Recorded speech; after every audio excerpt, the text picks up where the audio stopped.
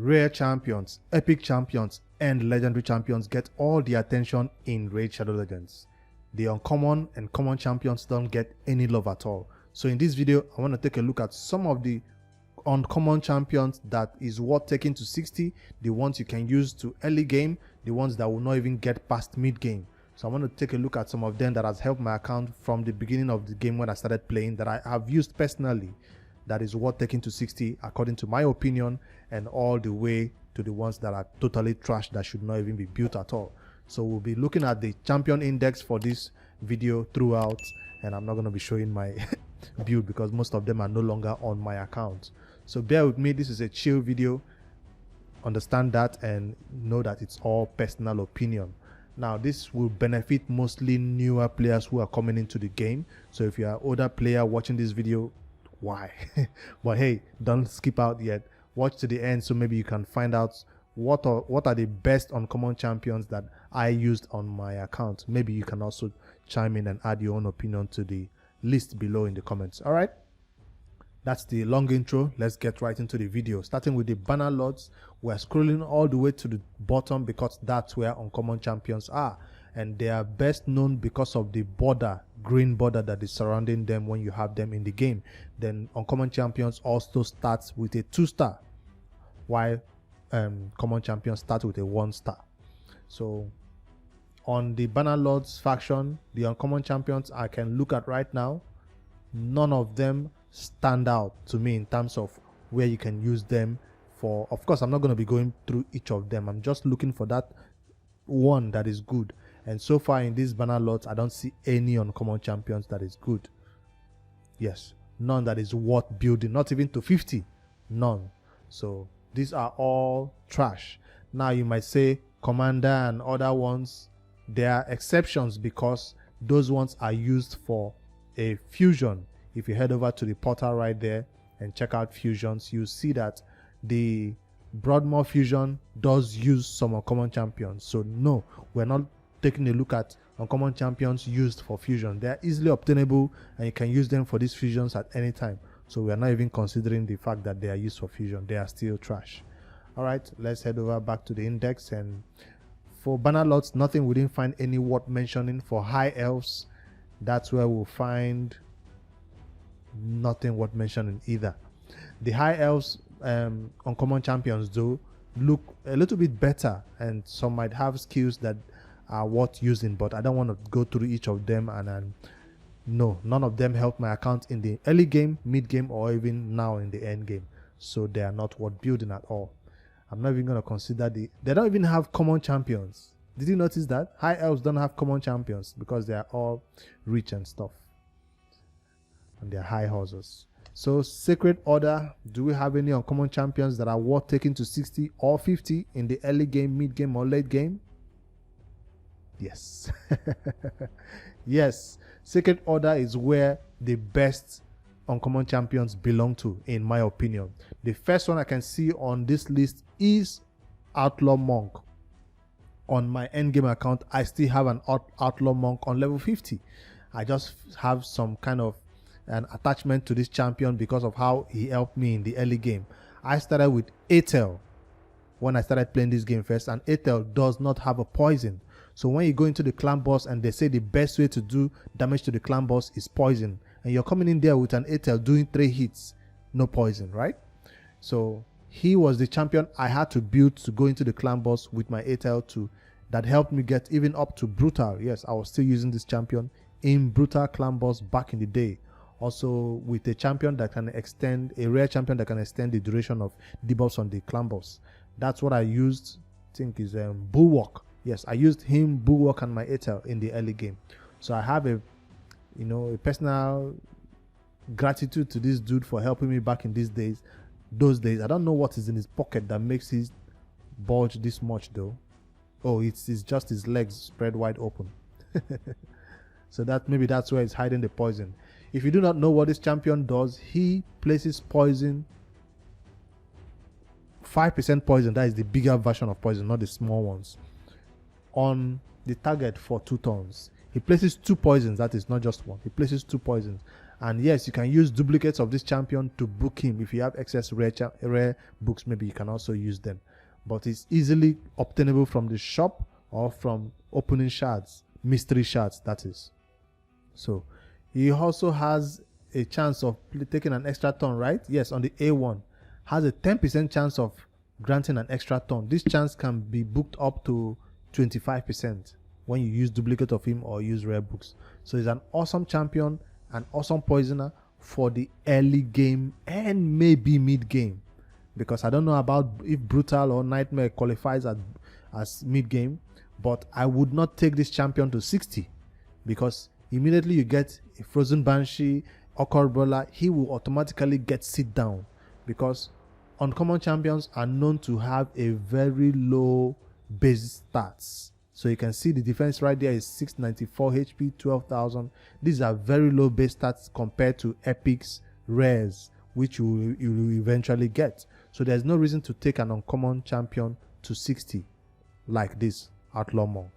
So that's one reason why. But most people, hey, if you know you're not going to get a poisoner for the next 6 months of playing this game, for the next 1 year, you're not getting a single poisoner, maybe it's time for you to go build that Outlaw Monk. But I doubt that's not possible for somebody to be playing this game that long and not get a poisoner that is at least rare or epic. So rares and epic usually take his place immediately.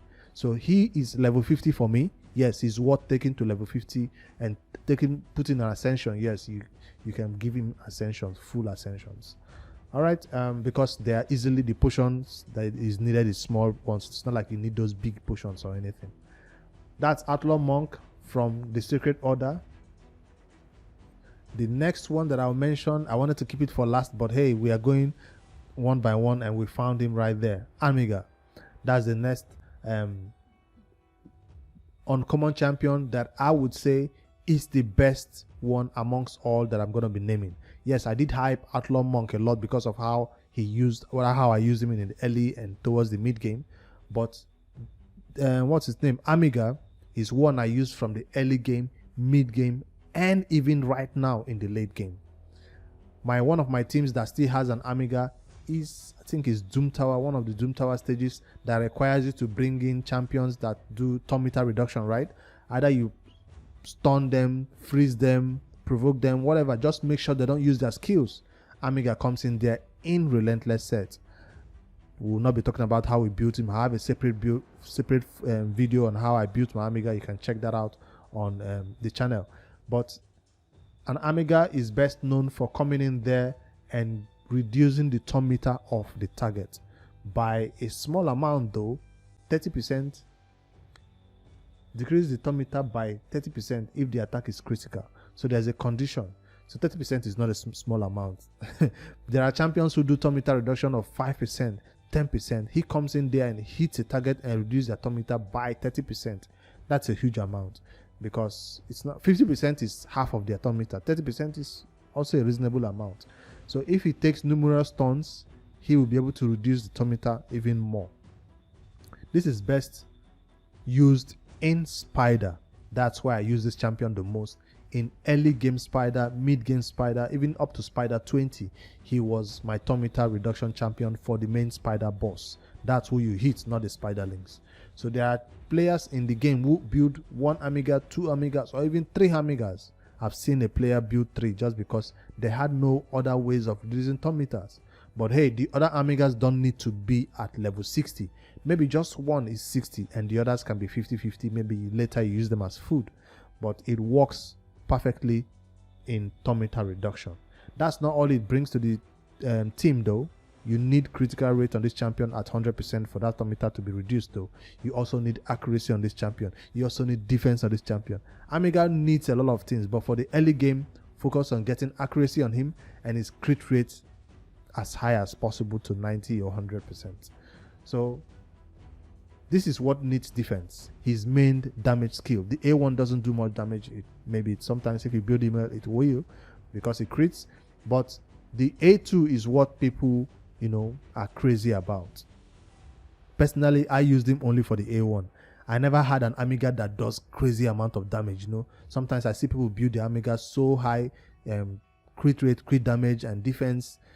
with all the right masteries that he hits up to 1 million when he uses this A2. So I'm kind of shocked that my Amiga never got up to 500k.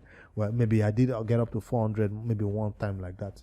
When you have, especially when you have decreased defense and weaken on the target, he also boosts that. So this is the A2 that is best known for doing that huge damage, because the damage is based on defense and based on the enemy's max HP. So the enemy has 1 million HP, he will do a percentage of that HP. If the enemy has 5k HP, he will do a percentage of that HP. So you agree with me that the higher the HP, the same percentage of that HP, it will look like a big number to you. Meanwhile, you don't know that that enemy just has a very high max HP. That's why you can see those high numbers of 1,500,000 from a simple champion like this. Other champions in the game normally will do 30k, 20k on their big hits, 50k if you build them well, 100k maybe. But an Amiga comes in there and does 1,800,000 on one hit. That's why a lot of people say this is broken.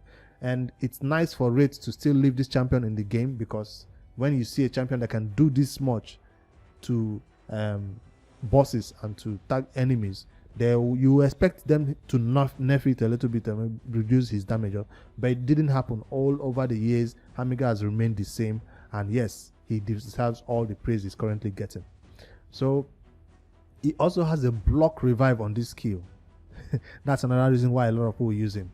When he hits a enemy and this skill kills that enemy will not be able to be revived. Yes, so this skill is best known to be used in the Ice Golem, when you have those two arts that the boss keeps reviving, right? You just hit them with this skill and the boss cannot revive them. So it's also useful for Doom Tower. You know, that's frozen frost spider, where the boss, if you don't have burn on that boss, the boss can revive itself up to 50% HP health. Amiga can kill the boss with this A2 and the boss cannot revive itself. So that's another place that is best known for. So Spider, Ice Golem, back in the day he used to be featured a lot in the Dragon because of this enemy max HP for Dragon 20 content, right? But because of how difficult it is to get through those Dragon waves, except you have somebody to revive him for the boss, yes, he does do a lot of hits for the boss when you do that 2 also.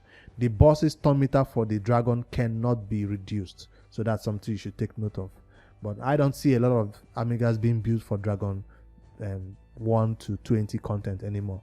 This skill will not be useful for the Dragon 21 to 25 content, because you really can do enemy their max HP totally.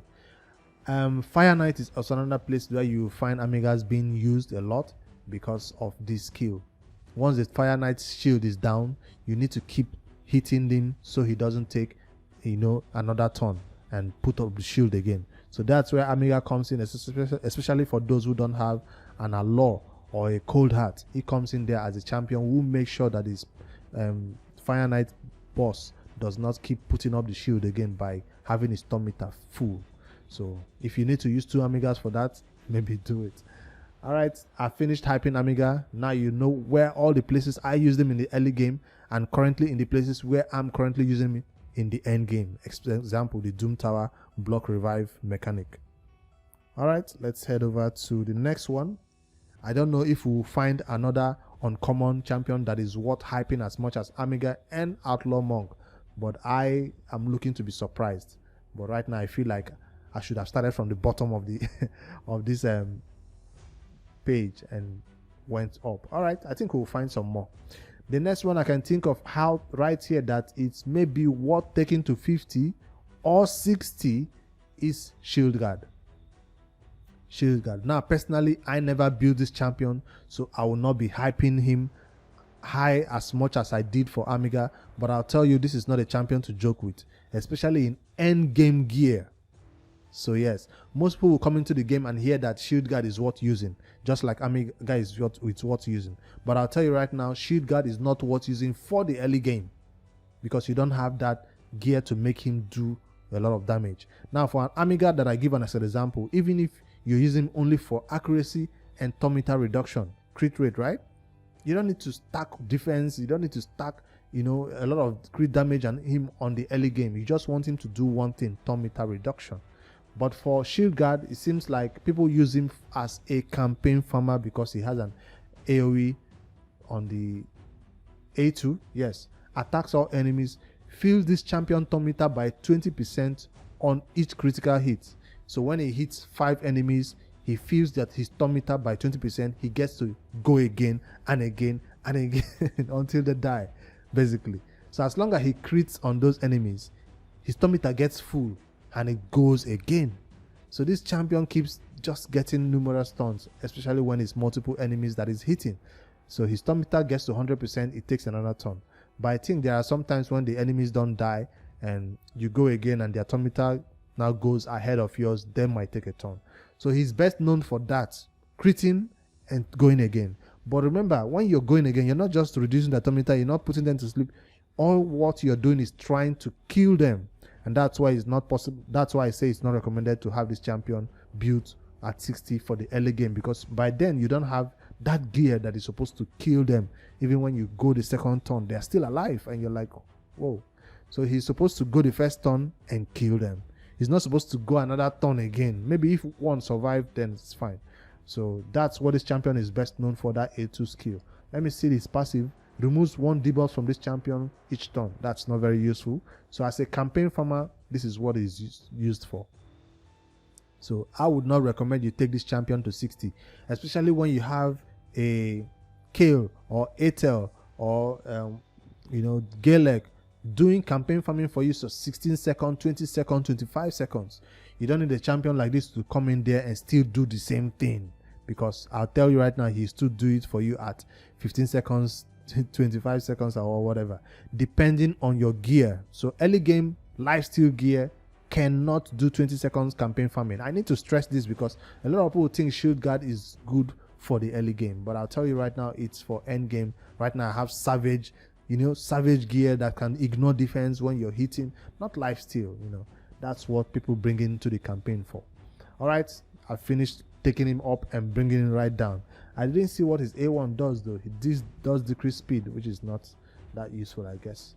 All right, that's Shield Guard. Take note of him. He's good for the end game if you need somebody to take 2 turns before the enemies are taking turn. Maybe even for the end game in a stun set, this champion will be awesome. But I'm not going to be building him anytime soon. Now the next champion I did build for my account in the early game is Zephyr Sniper. This champion has a unique A1 because he attacks all enemies. So that's an AoE A1 right there. Has a 15% chance of decreasing the cooldown of a random skill on each target by 1. Now that's not very useful, the ending part. The main thing I want to hear is attack all enemies. So let's find out what the A2 does. Places a continuous heal buff on this champion. Continuous heal buff on all allies for 2 turns. So that's on a 4-turn cooldown. That's not a very useful A2, so we are not interested in this. So what is so special about this champion? You read the 2 skills. There's nothing special. She attacks all enemies and then she heals.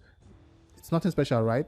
But people use this champion as spider tank, especially in spider 20 or the bad affinity spiders in the early game. We are trying to reach those spider 20, 16, 17, 18, 20 and all that.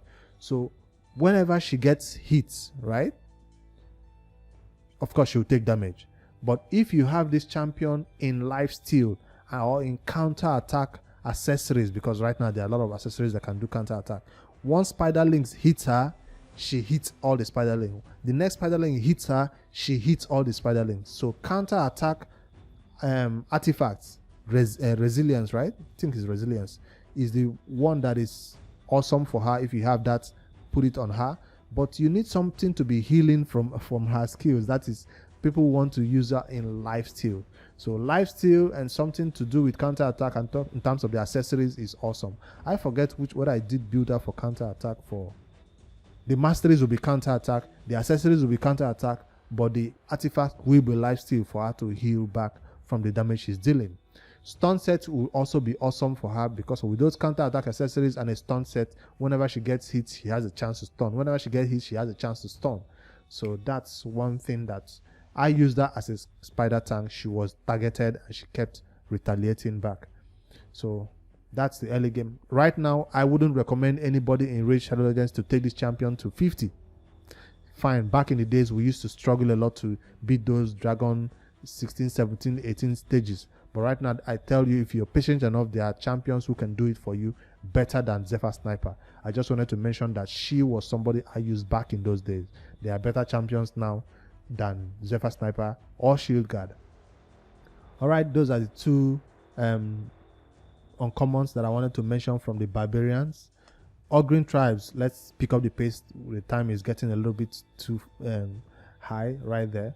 So we're about to end the video, so let me just rush up through it. Ogrin tribes, there is none here that catches my eye. None that is useful, none that you should even take to 50. Nope. Let's go to the next one. Lizard men. Lizard men on commons. There is this dude, Soros.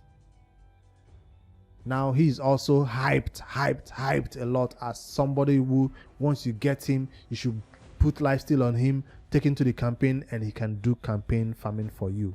But hey, I warn you, not for the early game. Maybe in the mid game and end game you can do that if you still don't have a better campaign farmer than your kill or whatever. So he has an A1 that attacks all enemies. That is the only reason people say he's good as a campaign farmer. Let's see what the A2 does also. Okay, the A2 also does, all right. AoE hits too.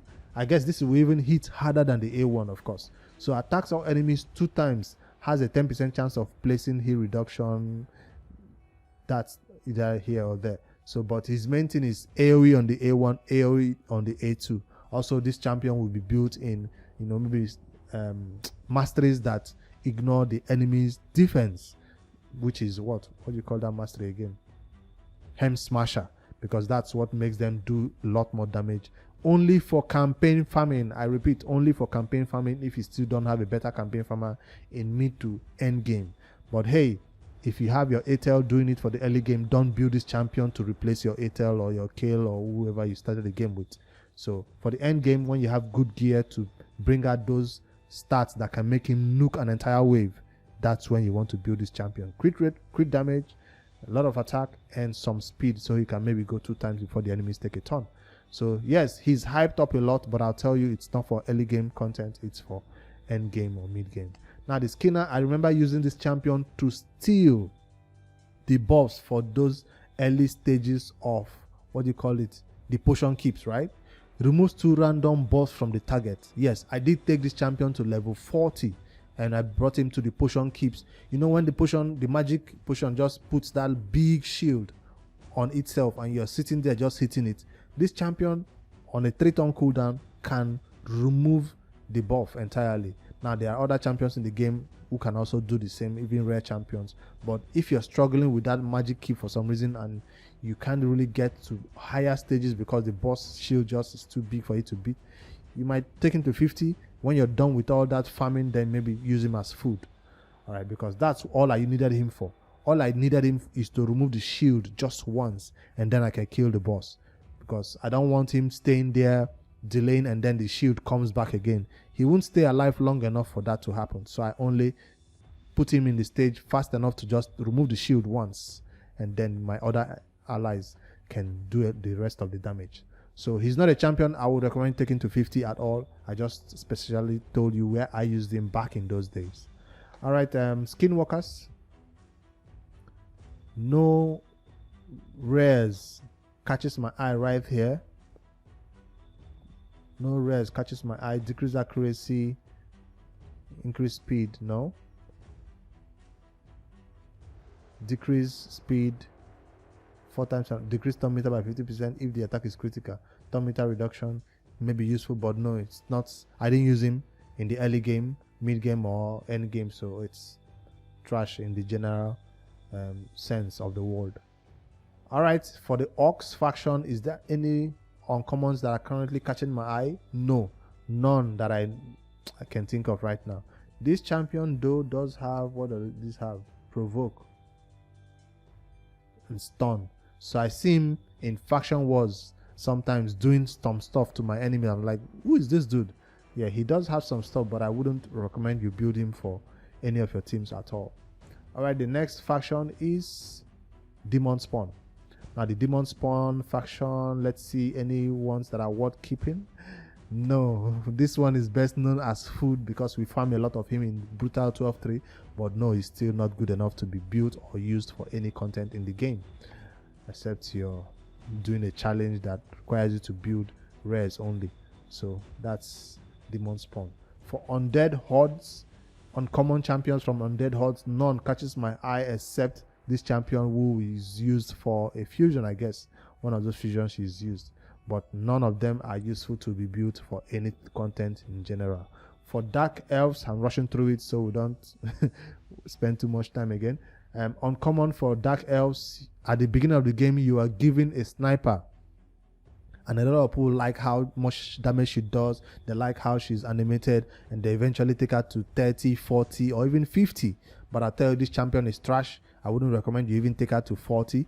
Let your campaign farmer have all the attention.